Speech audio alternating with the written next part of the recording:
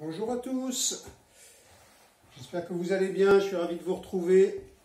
Et je vous propose aujourd'hui la deuxième séance de Confiné mais philosophe.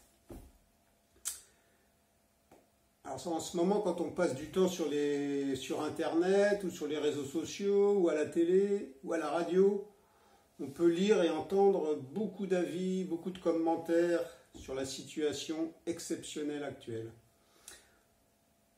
On peut s'amuser à ranger ces commentaires et leurs auteurs en deux grandes catégories. Les optimistes et les pessimistes.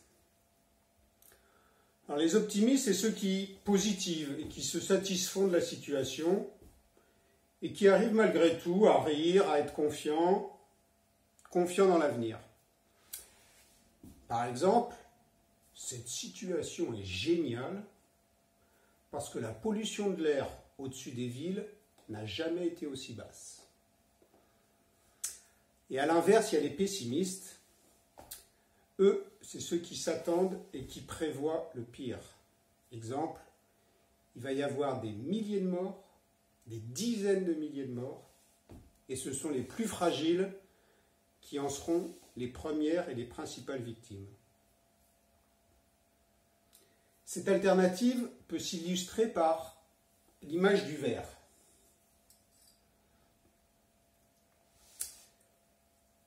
L'optimiste voit ce verre à moitié plein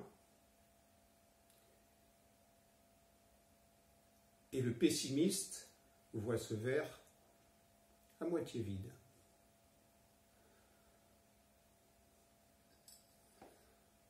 Je ne sais pas si vous êtes comme moi, mais j'ai du mal à me ranger définitivement dans l'une ou l'autre des catégories.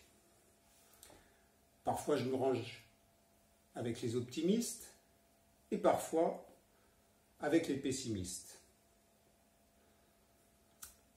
Dans toute situation dramatique, il est parfois très dur de voir un côté positif.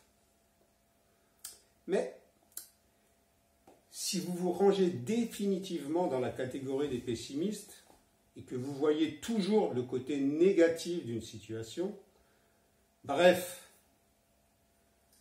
si vous voyez toujours le verre à moitié vide, je vous propose une petite solution qui pourra peut-être vous aider à faire évoluer votre point de vue.